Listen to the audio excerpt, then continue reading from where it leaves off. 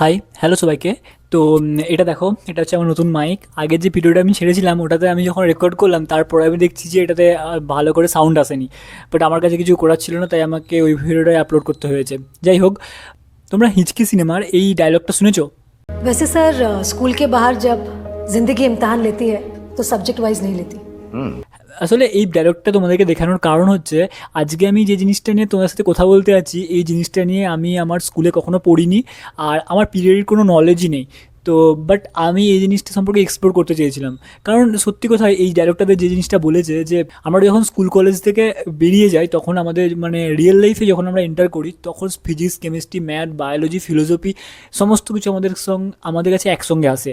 তো আর আমার এটা জানার ইচ্ছা ছিল যে, দেখবে তোমরা অনেকে হয়তো শুনে থাকবে যে অনেকে বলে যে যারা ফিলোসোফার হয় তারা বর্তমানে থেকে ভবিষ্যতে কি হতে পারে সেই সম্পর্কে লিখে দিয়ে যায়। তো আমার মানে এটা জানার ইচ্ছে ছিল যে তারা কি করে বা তারা আদৌ যে জিনিসগুলোকে লিখে দিয়ে গেছে সেই জিনিসগুলো সত্যি, বা তাদের চিন্তাভাবনা কেমন, এই জিনিসগুলো সম্পর্কে আমার জানার খুব ইচ্ছা ছিল। আর তার সঙ্গে সঙ্গে আরেকটা কী ছিল যে পৃথিবীতে রোমান এম্পায়ারে যেসব খুব গ্রেট ফিলোসোফার ছিল, যেমন ধরো অ্যারিস্টটল, এপিডিটাস, বা ধরো প্লেটো, মার্কাস অ্যারেলিয়াস, মানে স্টয়সিজম যে আর কি প্রমোট করেছে। এই যে এত বড় বড় ফিলোসোফার ছিল, তারা আসলে কি কন্ট্রিবিউট করে গেছে পৃথিবীতে। ফার্স্ট জিনিসটা যেটা বলি যে আসলে ফিলোসফি জিনিসটা কী। ফিলোসফি মানে কিন্তু এরকম একবারেই না যে একটা গাছের নিচে বসে জাস্ট ভাবতে স্টার্ট করে দিলাম আর ভেবেই যাচ্ছি এরকম না।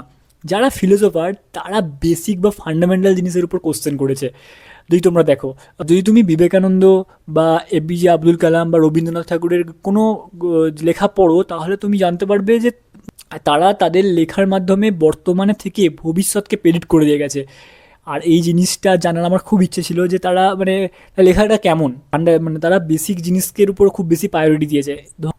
মানে তারা জানতে চেষ্টা করে যে মানুষের ভ্যালু সিস্টেম কেমন, যেগুলো রিয়েলিটিতে আছে সেগুলো কি আদৌ সত্যি, বা লজিক কীরকম করে কাজ করে, বা যে নলেজ কেমন করে কাজ করে, এই সমস্ত জিনিসের উপরে তারা চিন্তাভাবনা করেছে।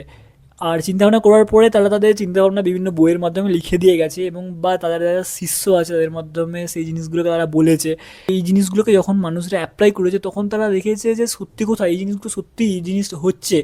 আর এই এই জন্যে বলে যে যারা ফিলোসোফার হয় তারা মানে বর্তমানে থেকে ভবিষ্যৎকে চিন্তাভাবনা করার ক্ষমতা রাখে, তাদের মধ্যে সত্যিই ক্ষমতাটা থাকে। তাদের যখন তুমি বই পড়বে তখন তুমি জানতে পারবে। এখন মেন কোশ্চেন হচ্ছে তুমি ফিলোসফি কেন পড়বে, ফিলোসফি তোমার পড়লে কী হবে। জাস্ট একটা ওয়ার্ড, ক্ল্যারিটি। যদি তুমি ফিলোসফি পড়ো তাহলে তোমার মধ্যে ক্ল্যারিটি বিল্ড হবে। কেমন করে বিল্ড হবে, কি না হবে, কি না হবে, এগুলো সমস্ত কিছু তুমি যখন কোনো একটা বই পড়বে। যদি আমি ভবিষ্যতে কোনো ফিলোসফির রিলেটেড কোনো বই আমি রিভিউ করি তাহলে তোমরা সেখানেও জানতে পেরে যাবে। এবারে এক প্রশ্ন হচ্ছে যে তুমি এই ফিলোসফিটাকে তোমার লাইফের কোন কোন জায়গায় অ্যাপ্লাই করতে পারবে। তোমার লাইফের অধিকাংশ জায়গাতেই। এখানে একটা কথা বলা খুব জরুরি এই ফেজটাতে, যে তুমি যাদেরকে এখন দেখছো, মানে যারা লাইফে খুব বড় পলিটিশিয়ান, তারা কোনো কিছু পড়ুক না পড়ুক, তারা পলিটিক্সের মানে ফিলোসফিক্যাল পলিটিক্স যে আছে তারা ভালো করে জানে। কারণ তাদের অ্যাকশন যদি তুমি দেখো, মানে তুমি এটা যদি পড়ো ফিলোসফি, যদি পলিটিক্যাল ফিলোসফি যদি তুমি পড়ো, তারপরে যদি তুমি যখন তাদের স্পিচ শুনবে, যখন তাদের কথাবার্তা শুনবে, তখন তুমি বুঝতে পারবে যে হ্যাঁ এরা পড়েছে এই জিনিসটা। আরেকটা জিনিস হচ্ছে, তুমি যদি এথিক্যালি লাইফ লিড করতে পছন্দ করো, মানে ঠিকভাবে লাইফ কোনটা ঠিক বা ভুলের মধ্যে বিচার করে তুমি লাইফকে লিড করতে চাও, তাহলে তুমি ক্যান্টেন এথিক্স বা ভার্চু এথিক্সের মতন টপিক আছে ফিলোসফিতে, তুমি সেগুলোকে দেখতে পারো। আরেকটা কী জিনিস জানো, যে তুমি ফিলোসফি সম্পর্কে যখন জানবে তুমি জানতে পারবে যে difference between acceptance and control, মানে কখন জিনিসকে কন্ট্রোল করতে হবে আর কখন জিনিসকে অ্যাকসেপ্ট করে নিতে হবে। এই জিনিসগুলো না খুব ম্যাটার করে লাইফে। তুমি তোমার লাইফে যখন 22, 23, 24 বছর পরে, মানে 22 বছর বা 23 বছরের পরে যখন তুমি লাইফকে লিড করবে, তখন বিভিন্ন ক্ষেত্রে এই জিনিসগুলোকে খুব ম্যাটার করবে।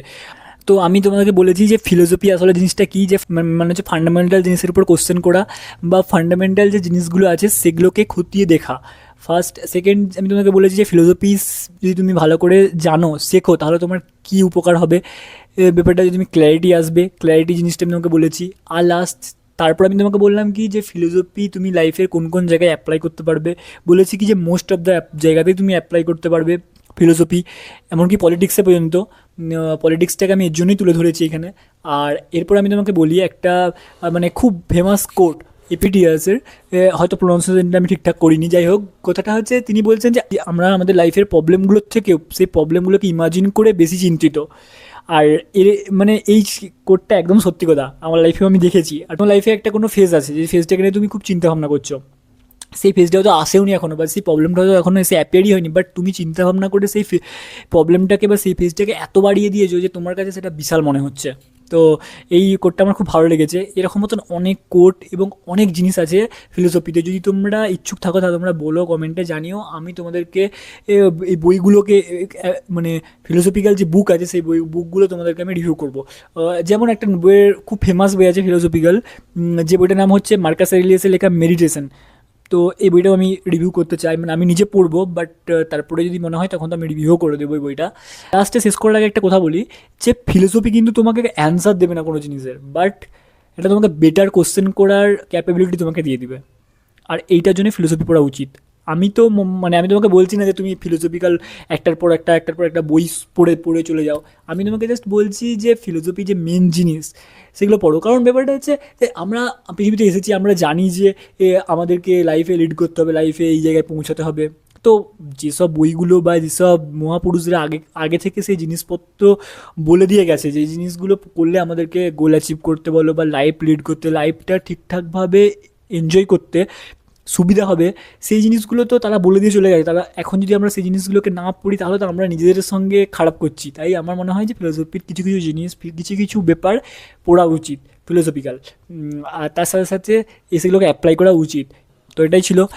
আর তোমরা যদি ভবিষ্যতে ফিলোসফি নিয়ে মানে ভিডিও দেখতে চাও তাহলে বলো আমাকে, না বলেও আমার যেগুলো মনে হবে সেগুলো আমি অবশ্যই পোস্ট করব, আর যেগুলো মনে হবে তোমাদেরও হেল্প হতে পারে সেরকম জিনিসই।